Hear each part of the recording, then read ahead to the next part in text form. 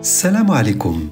رانا راه تقدرنا في حلقه اخرى، واليوم بلا ما نطول عليكم غادي نحطوا ديمن سيتي في المختبر، فيلم من كوكب اليابان الشقيق دار رواج من نتفليكس هذا العام. غادي نفرتكوا المشاهد، نتعرفوا على البطل والاعداء والحوارات اللي ما كاينينش، ونغرقوا في الدم اللي شاط عليهم. وإلا عجبتكم الحلقه ما تنساوش تحطوا على لايك، وعلى بركه الله.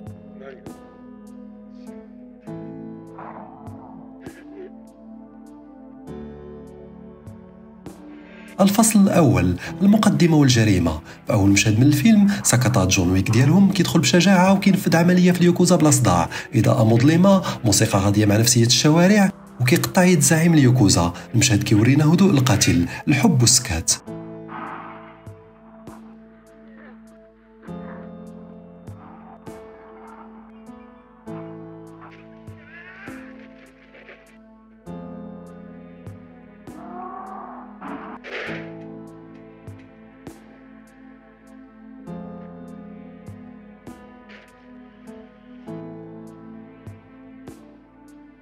من بعد كيرجع ساكاتا للدار، العائله السعيده ديال البهجه.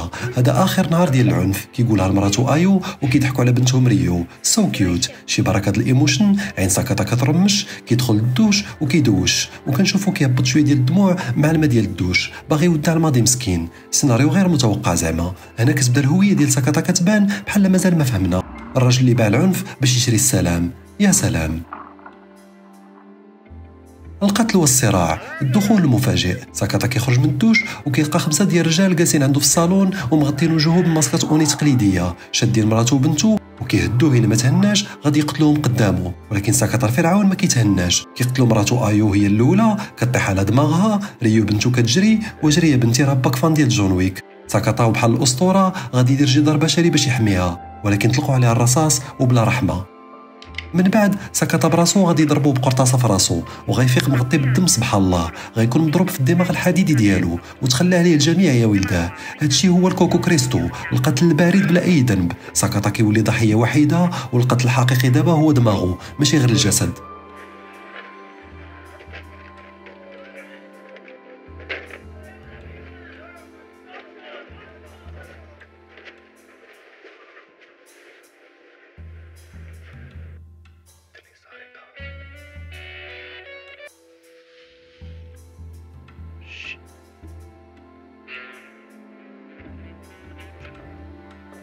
ناش العام دازت وساكاتا يتزحلق فوق كرسي متحرك.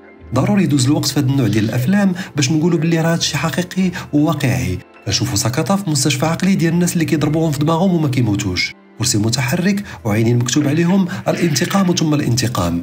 ملوك الكومنغومي ولاو سياسيين، ولاو شادين مدينه شيني وردوها ولايه ديال الجريمه السياسيه.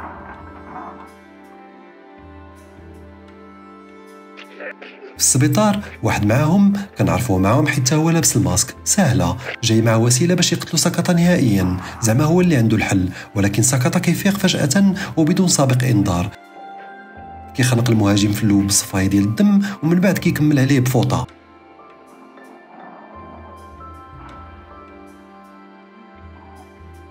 وكيهرب من الجثه اللي كتحاول تقتلو وبلا حوار، حيت سكات من دم ولحم. صحاب كنساو بلي انا وجون ويك مرضعين ياك.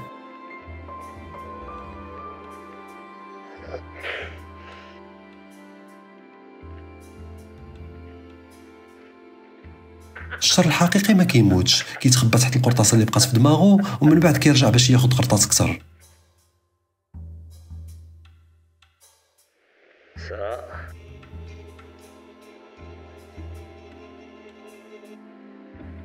مشاهد القتال والرجوع للحياه، خطه الانتقام. ساكاتا كيدخل المصنع القديم ديال اليوكوزا مخبي في وسط واحد الصاك.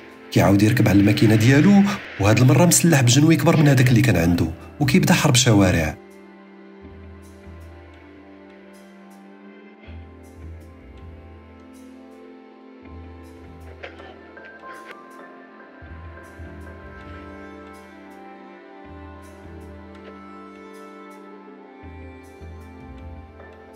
في واحد المشهد اسطوري، آلة فولاذ كترميه في وسط العصابات، وكيبدا يشلخ في العظام في حركات متقونه.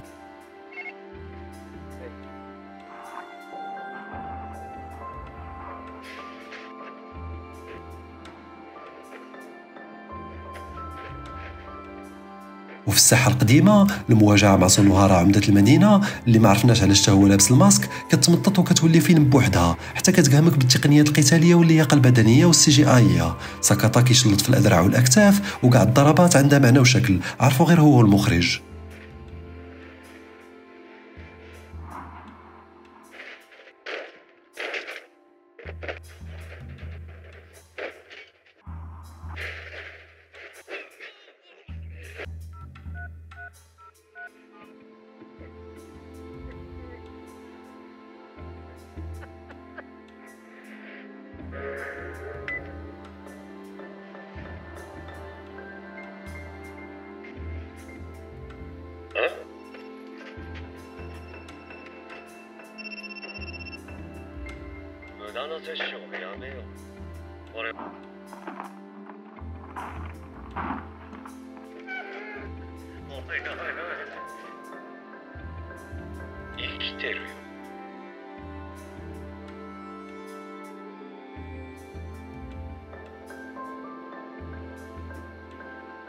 المواجهة النهائية ساكاتا والكيمينغومي في مواجهة أخيرة. الموسيقى وصلت للقمة، الكاميرا كتتبع الشفرات وهي تلامس اللحمات، والآن كتجي دقيقة العدو الأخير. ساكاتا ما كيهضرش ولكن الكيمينغومي كيهضروا عليه. ما خلصنا عشيري؟ بغيتينا نبقاو حاسقين بحالك؟ ساكاتا كيجاوب صمت ثم كيشلخهم كاملين.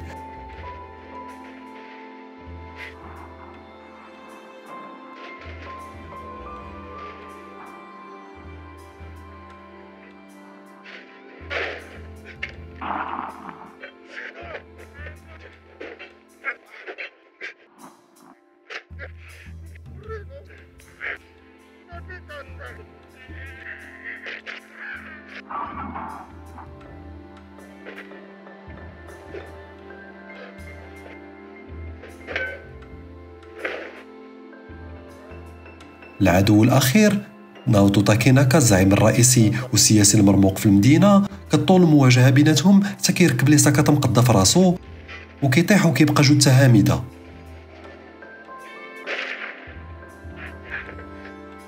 كنشوفوا الدموع في عينيه وفي عينين ساكاتا، وفي الاخر ساكاتا كيموت بالخطأ في سبيل الحب.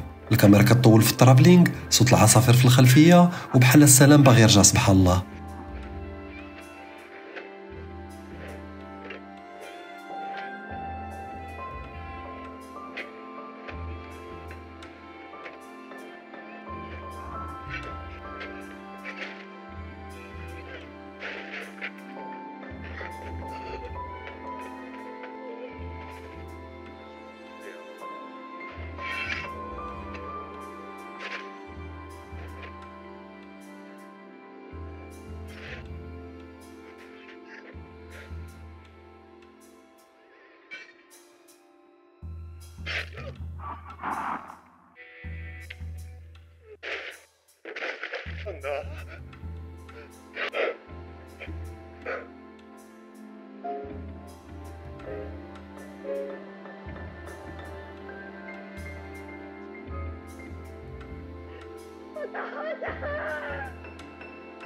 التحليل النهائي بالنسبة للسيناريو قصة بسيطة فيها صحوة الضمير والانتقام، والعائلة كاينة الوسط وراس فايتلو مبخر ومعاود.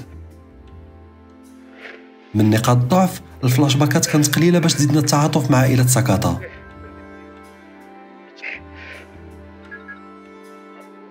بالنسبة للشخصيات ساكاتا عنده مينيمال ديالوج، عينيه كتعبر على القسوة. الأعداء الخماسي المقنع بلا خلفية، الشر كيبان واضح ولكن بلا عمق.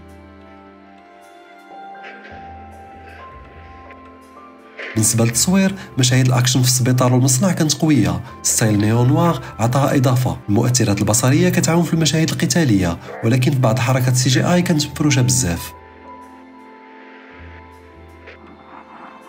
بالنسبة للإخراج سيجي تاناكا بغى الدم والسكات، توفق فيهم بجوج ولكن عطانا نهاية ناعسة شوية. أما المونتاج والموسيقى موسيقى الميتال شوية دارك وكتعبر على حالة ساكاتا بلا كلام، والإيديتين مركز على القتال وكيحاول يغطي الألاستيكية في الحركات اللي كتبان في بعض اللقطات.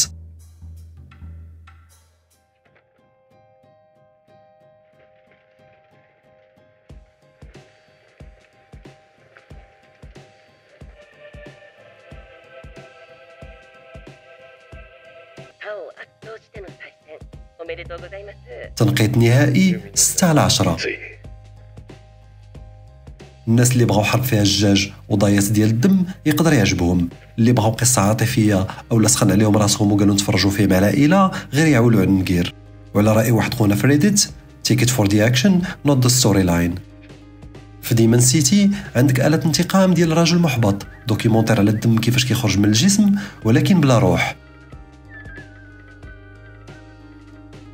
اللي باغي يشوف كوبي جابونيز ديال جون ويك كيضرب جوج ريوس وكيتحول ديمن بالصحه. واش بان لكم جزء ثاني نشوفوا فيه بنت ساكاتا اللي صدقات ما ماتش حيت ورثت المناعه ضد القرطاس من عند باها.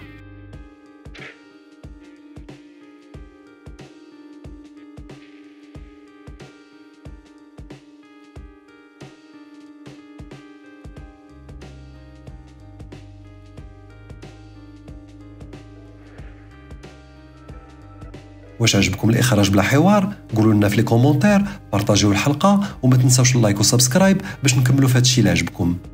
تشاو.